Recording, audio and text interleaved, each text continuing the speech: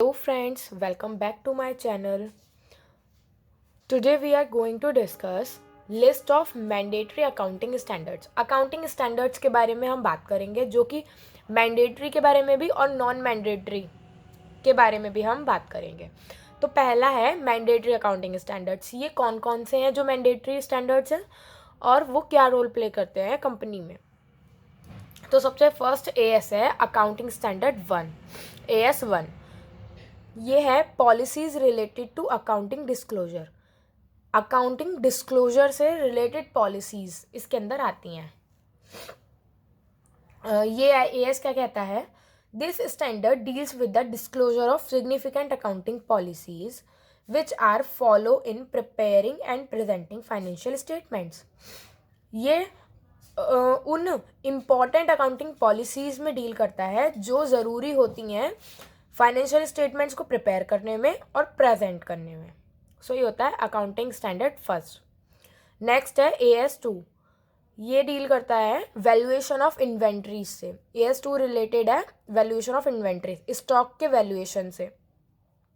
This standard deals with the determination of value at which inventories are carried in the financial statements. कि जो financial statement में inventory आनी है वो किस कॉस्ट पर आनी है, including the ascertainment of cost of inventories and any write down thereof to net realisable value.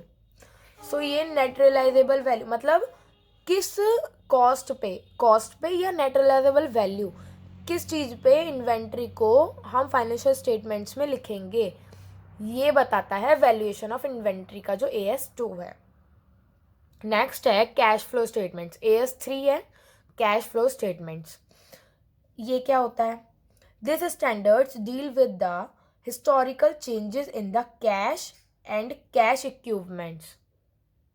मतलब ये स्टैंडर्ड डील करता है हिस्टोरिकल चेंजेस जो भी चेंज होते हैं कैश में और कैश के इक्विपमेंट्स में ऑफ एन एंटरप्राइज, एक एंटरप्राइज के.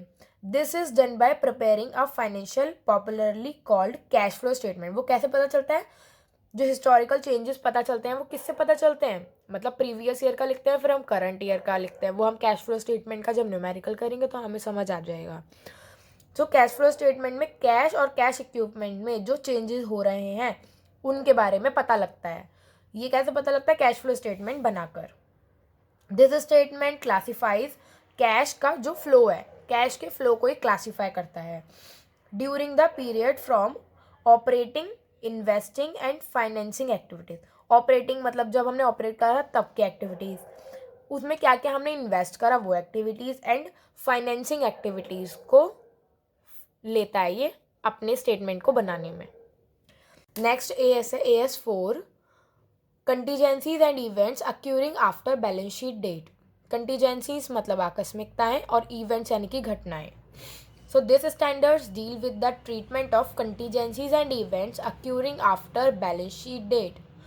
जो कि जो भी घटनाएं और जो भी आकस्मिकताएं होती हैं उनसे डील करने के लिए AS 4 होता है. नेक्स्ट है AS 5 नेट प्रॉफिट और loss for the period, prior period items and changes in accounting policies.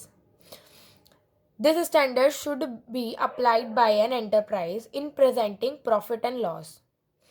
This standard should be applied by an enterprise. ये अप्लाई किया जाना चाहिए by an enterprise in presenting profit or loss from activities in the normal course of business. Extraordinary items and prior period items. This also includes changes in accounting estimates and changes in accounting policies. So net profit के लिए और loss के लिए ये AS 5 apply किया जाता है. Next है AS 7 construction contracts. Construction contracts के लिए AS 7 होता है. This standards prescribes the accounting for construction contracts in the financial statement of contractors के फाइनेंशियल स्टेटमेंट में कंस्ट्रक्शन कॉन्ट्रैक्ट्स के लिए AS 7 अप्लाई होता है. नेक्स्ट है AS 9 revenue recognition. Revenue means earning जो होती है, किसी भी फर्म की रेवेन्यू होता है, revenue recognition. This standard deals with the recognition of revenue in profit and loss account. मतलब प्रॉफिट और लॉस अकाउंट में रिकॉग्निशन करना of an enterprise. Revenue recognition is concern with the revenue arising in the course of the ordinary activity. जो भी ordinary activities होती हैं रोज की, उनसे जो रेवेन्यू आता है उससे डील करता है. Arising in the course of ordinary activities of the enterprise such as the sale of goods. मान लीजिए हमने कोई सामान बेचा है, या फिर रेंडरिंग ऑफ सर्विसेज, कोई इंटरेस्ट है, रॉयल्टी है, डिविडेंड्स हैं. सो ये जो नॉर्मल चीज़ें होती हैं जिनसे रेवेन्यू अर्न होता है, उन्हें रेवेन्यू रिकॉग्निशन AS9 में हम फॉलो करते हैं. नेक्स्ट है AS10. ये रिलेटेड है प्रॉपर्टी, प्लांट एंड इक्विपमेंट्स. जो भी प्रॉपर्टी होती है हमारी मशीन है, और मशीन वहाँ जो भी प्रॉपर्टी पे हमारी जो भी हमारा बिजनेस है, उसके जो इक्विपमेंट्स है, उसकी जो एसेट्स हैं, उनसे रिलेटेड होता है AS10. The objective of this standard is to prescribe the accounting treatment for property, plant and equipment, PPE से रिलेटेड होता है AS10. नेक्स्ट है AS11. The effect of changes in foreign exchange rates. मतलब वो जो effects होते हैं, जो चेंज होने में होते हैं, फॉरेन एक्सचेंज रेट्स के चेंज होने से जो इफेक्ट होते हैं, उनसे रिलेटेड होता है AS11. AS11 lays down principles of accounting for foreign currency transactions and foreign operations, which exchange rate to utilize and how to recognize the financial effects of changes rate fluctuations. जो भी rates हैं, उनमें जो भी fluctuations होते हैं, उनसे related होता है AS11. नेक्स्ट है AS12, जो रिलेटेड है गवर्नमेंट ग्रांट्स से. गवर्नमेंट ग्रांट्स क्या होते हैं? गवर्नमेंट की जो पॉलिसीज होती हैं, जो न्यू आई होती हैं. जैसे this standard deals with accounting for government grants. These are sometimes called as subsidies. जो होती हैं, सब्सिडीज मिलती हैं. जो कैश इंसेंटिव्स होते हैं, जो भी हमें मिलता है cash incentives, duty drawbacks etcetera. तो वो गवर्नमेंट ग्रांट से जो रिलेटेड पॉलिसीज होती हैं AS12 में आती हैं.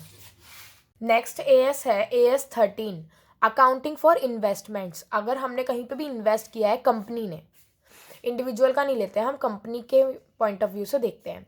तो अकाउंटिंग में जो भी इन्वेस्टमेंट्स की होती हैं, उससे रिलेटेड जो हमने भी प्रोविजंस किए होते हैं, वो कहाँ से हैं? AS13 में. This standard deals with accounting for investments in the financial statements of enterprise and related disclosure requirements. Disclosure की जो भी इसमें रिक्वायरमेंट्स होती हैं इन्वेस्टमेंट से रिलेटेड, वो हम AS13 के अंदर लिखते हैं.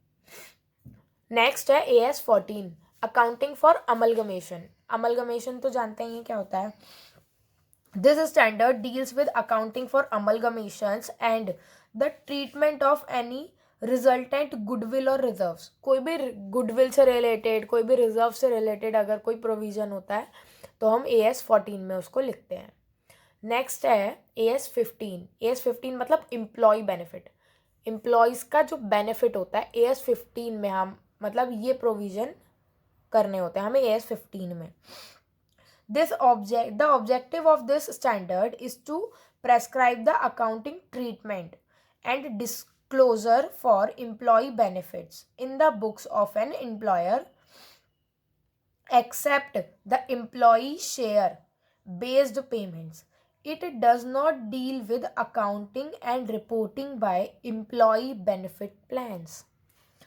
मतलब जो ऑब्जेक्टिव होता है इस स्टैंडर्ड का ऑब्जेक्टिव है, वो ये है to prescribe the accounting treatments. जो भी अकाउंटिंग ट्रीटमेंट्स होते हैं उनको प्रेस्क्राइब करना, डिस्क्लोजर ऑफ एम्प्लॉय बेनिफिट्स. जो भी उनको एम्प्लॉयज़ को बेनिफिट्स होते हैं in the books of an employer की बुक्स में उसको डिस्क्लोज करना. And except for employ share based payment. Employ उसको हटाना for employ share based payments. It does not deal with accounting and reporting by employee benefit plans. So ये होता है employee benefit AS15. अब next हम देखते हैं AS16 क्या होता है? AS16 है बोरोइंग कॉस्ट, बोरो मतलब लोन, बोरो करना, कहीं से उधार पे लेना। This standard should be applied in accounting for borrowing cost, जो भी बोरोइंग कॉस्ट होती है उनके लिए AS16 लगाया जाता है। It does not deal with the actual or imputed cost of owners equity, मतलब जो भी हमारी कैपिटल होती है उससे एक्चुअली डील नहीं करता ये, including preference share capital not classified as liability. मतलब बोरोइंग कॉस्ट जो है कैपिटल नहीं लेते हम उसमें, बाकी जितना भी इधर उधर से हमने उधार लिया होता है उसमें डील करता है बोरोइंग कॉस्ट AS16। नेक्स्ट है AS17 reporting on financial segments. Reporting on financial segments AS17, the objective of this standard is to establish principles for reporting financial information. This objective is of this standard the objective of this standard is to establish principles for reporting financial information for different type of segment. अलग अलग segments में related जो होते हैं, अलग अलग segments बना दिए हमने और उसके बाद प्रिंसिपल्स बनाए उनके लिए अलग अलग। Objective of this standard is establish principle establish करना ऑब्जेक्टिव होता है फॉर रिपोर्टिंग फाइनेंशियल इंफॉर्मेशन की रिपोर्ट बनाने के लिए। किसी भी कंपनी को मान लो या फिर अलग अलग हमने क्या कर दिए, सेगमेंट्स बना दिए, types of segment, different types of segments, different type के प्रोडक्ट्स बना दिए, सर्विसेज बना दी, एंड एंटरप्राइज प्रोड्यूसेस, फिर क्या हो रहा है, प्रोडक्शन हो रहा है, and the different geographical areas in which it operates, और फिर उनको ऑपरेट करा। सो ये क्या होती है, रिपोर्टिंग ऑन फाइनेंशियल सेगमेंट। अलग अलग सेगमेंट्स बनाकर रिपोर्टिंग करने के लिए फाइनेंशियल स्टेटमेंट अलग अलग बनाए, अलग अलग प्रोडक्ट्स को बनाया, अलग अलग फाइनेंशियल रिपोर्टिंग करी। सो वो क्या होता है, AS17 होता है। नेक्स्ट है AS18 क्या होता है? AS18 disclosure of related party transaction. Disclosure of related party transactions, ये क्या होता है? This standard should be applied in reporting. कहाँ होता है? रिपोर्टिंग में अप्लाई होता है। रिलेटेड पार्टी ट्रांजेक्शन, जो भी रिलेटेड पार्टी जो भी ज्वाइंट होती है हमारे साथ, उनके ट्रांजेक्शन से बिटवीन आर रिपोर्टिंग एंटरप्राइज। कहाँ पे? रिपोर्टिंग एंटरप्राइज में। The standard applies to the financial statements of each reporting enterprise. सबके फाइनेंशियल स्टेटमेंट्स में ये अप्लाई होता है। And also to the consolidated financial statement. कहाँ होता है? कंसोलिडेटेड फाइनेंशियल स्टेटमेंट्स में भी disclosure of party transaction, disclosure of related party transaction apply होता है। Presented by a holding company. Holding company क्या होती है? एक होती है मेन कंपनी, होल्डिंग कंपनी होती है वो, और उसके अंडर में जो काम कर रही होती है उसको हम सब्सिडरी कंपनी कहते हैं। सो होल्डिंग कंपनी मतलब जिसके अंदर 2-3 कंपनियां काम कर रही हैं, वो होल्डिंग कंपनी होती है। मान लीजिए एक कंपनी है और उस कंपनी ने होल्ड कर रखा है बी और सी को, तो बी और सी क्या हो गई? सब्सिडरी कंपनी हो गई उसकी, और होल्डिंग कंपनी हो गई ए, जो कि उसकी मेन हेड होती है। मतलब जो भी प्रोविजंस वो बताएगी वैसे बी और सी को करना होगा।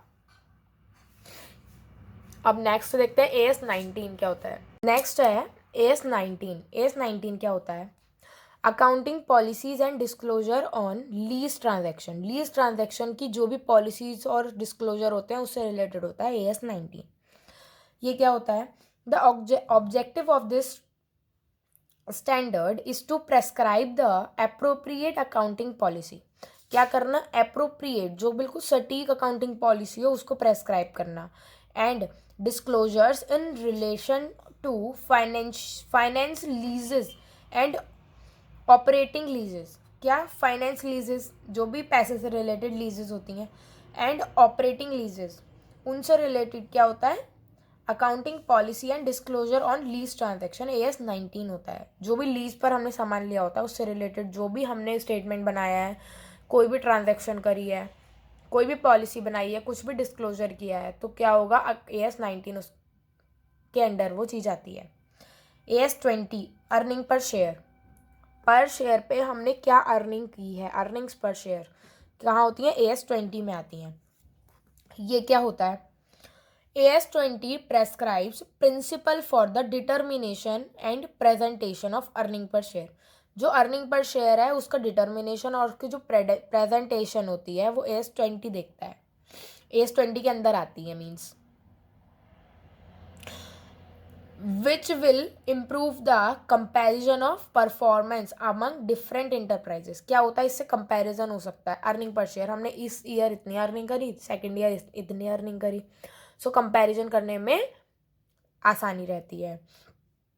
Comparison of performance among different enterprises for the same accounting period and among different accounting periods. Same accounting periods में भी 1 मंथ 2 मंथ में क्या वही पॉलिसी हमने अप्लाई करी, या फिर हम 1 ईयर 2 ईयर सेकेंड ईयर में भी कर सकते हैं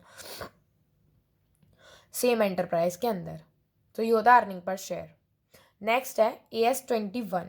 AS21 क्या होता है, preparation and presentation of consolidated financial statement. अभी पहले भी आया था, कंसोलिडेटेड फाइनेंशियल स्टेटमेंट्स क्या होते हैं। The objective of this standard is to lay down principles and procedures for the preparation and presentation of consolidated financial statements।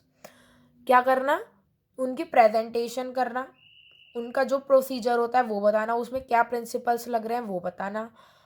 Consolidated financial statements में consolidated financial statements are pre determined to present financial information. हमें कोई अगर financial information देनी है तो pre describe क्या कर जो स्टेटमेंट करता है उसे हम कंसोलिडेटेड फाइनेंशियल स्टेटमेंट कहते हैं। Consolidated financial statements are predetermined to present financial information about a parent and its subsidiaries as a single economic entity।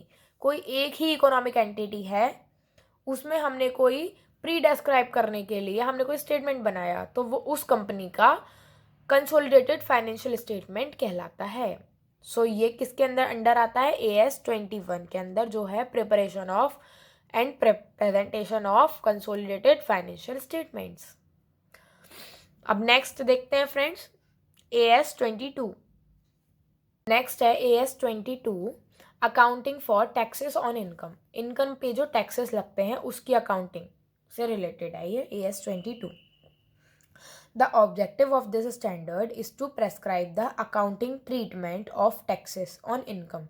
जो भी हम अकाउंटिंग ट्रीटमेंट करते हैं टैक्सेस ऑन इनकम पे, वो क्या होता है, AS22 के अंदर आता है।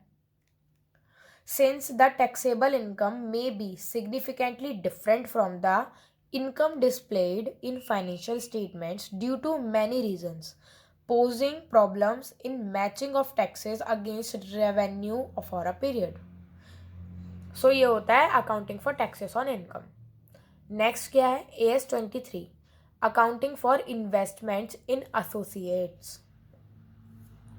ये स्टैंडर्ड क्या कहता है, accounting for investment in associates.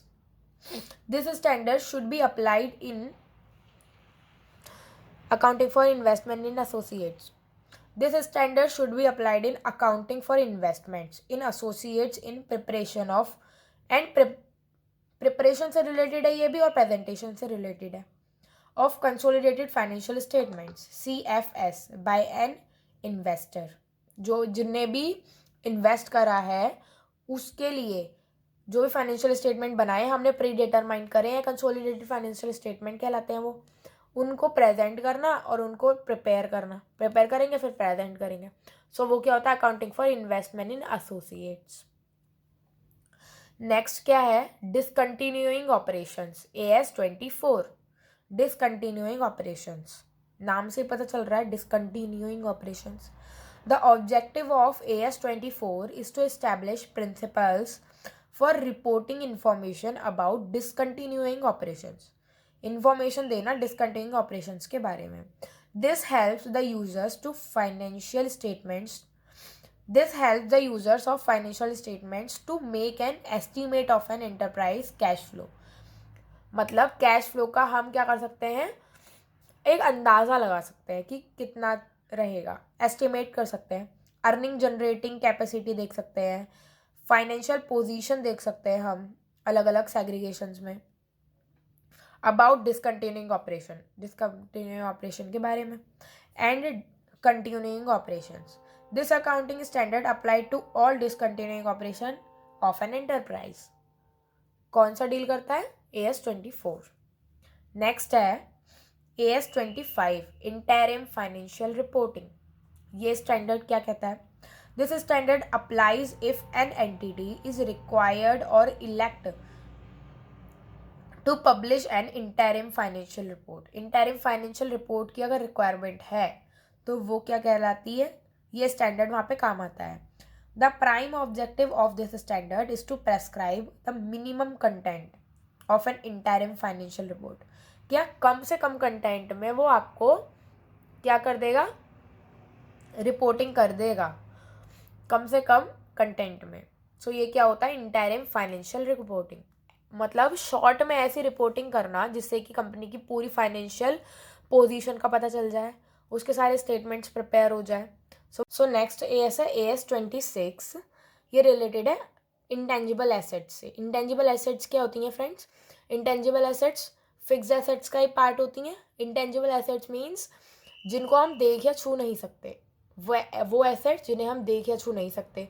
एक होती है टेंजिबल एसेट जिन्हें हम देख सकते हैं, छू सकते हैं, वो भी कंपनी के फिक्स एसेट्स में आती हैं.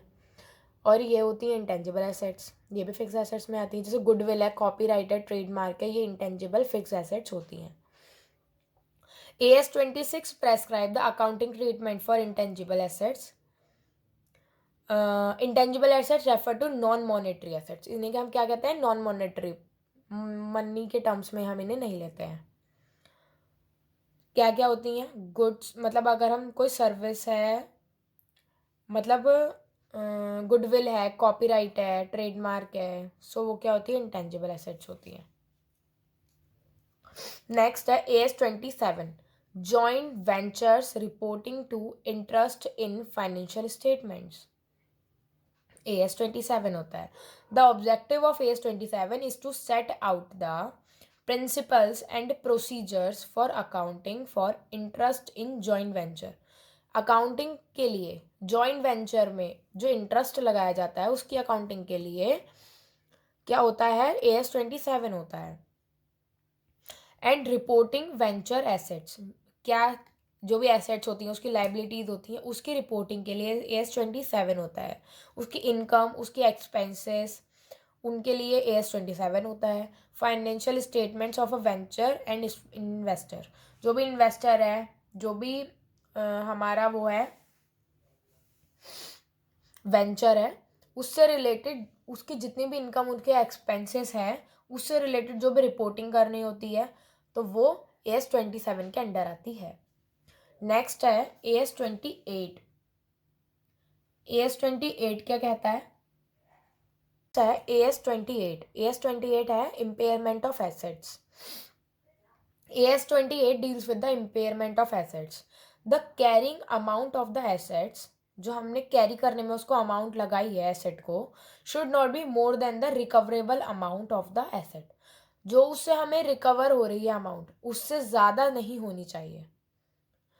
मतलब जो हमने एक्वायर करने की जो हमारी कॉस्ट है, सिंपल भाषा में बताती हूँ मैं, जो हमें एक्वायर करने करी हमने कोई एसेट, तो उसकी जो अमाउंट है वो उसकी रिकवरेबल अमाउंट, जो हमें उसको सेल करके रिकवर हो रही है, उसकी कॉस्ट उससे ज़्यादा नहीं होनी चाहिए. जो हमारी कॉस्ट थी वो कम रहनी चाहिए, और जब हमने उसे सेल करा है तो उसकी अमाउंट हमें ज़्यादा रिसीव होनी चाहिए. ये कहता है ये वाला AS. This calculation has to be done at the end of each financial year. कब होती है ये कैलकुलेशन? हर फाइनेंशियल ईयर का जब एंड होता है तो ये इम्पेयरमेंट ऑफ एसेट्स किया जाता है, क्योंकि हम पुरानी एसेट्स को अपना सेल करके और न्यू एसेट्स को लाने का हमेशा ईयर एंडिंग पे करते हैं. तो ये होता है AS28. नेक्स्ट है AS29. AS29 क्या होता है? Contingent liabilities. जो भी कंटीजेंट लाइबिलिटीज होती हैं and contingent assets and provisions, उनसे रिलेटेड है. कंटीजेंट एसेट्स लाइबिलिटीज मतलब कंटीजेंट लाइबिलिटीज कोई भी हमारी लाइबिलिटी हो सकती है, कोई भी एसेट्स और कोई भी हम प्रोविज़न वगैरह करते हैं उनसे रिलेटेड जो भी हमें प्रोविजंस करने होते हैं, जो भी कुछ करना होता है, वो AS 29 के अंडर आता है.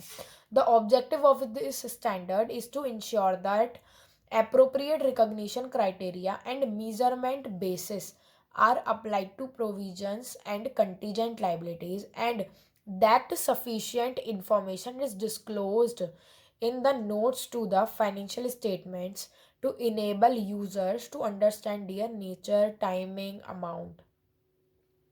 The objective of this standard is also to lay down appropriate accounting for contingent assets. ठीक है.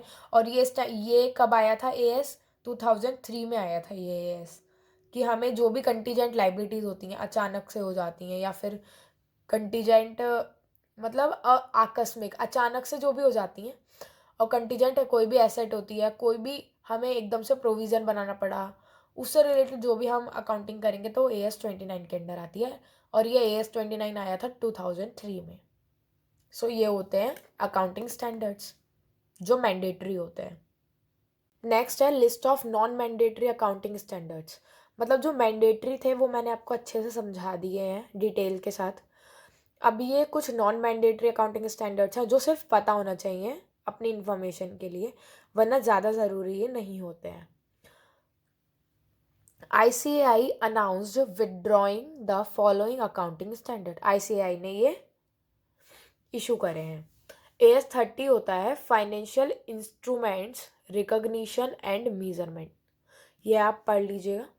फाइनेंशियल इंस्ट्रूमेंट्स जो भी हमारे इंस्ट्रूमेंट्स होते हैं, फाइनेंशियल इंस्ट्रूमेंट्स जो होते हैं, रिकॉग्निशन एंड उनका रिकॉग्निशन करना, उनका मेजरमेंट करना कि उनकी क्या वैल्यू है. सो ये आता है AS 30 के अंदर. नेक्स्ट है AS 31 फाइनेंशियल इंस्ट्रूमेंट्स प्रेजेंटेशन. हमने पहले उनकी मेजरमेंट किया, अब देन हम क्या करेंगे, उनका प्रेजेंट करेंगे, प्रेजेंटेशन करेंगे. फाइनेंशियल इंस्ट्रूमेंट्स प्रेजेंटेशन वो किसके अंदर आती है?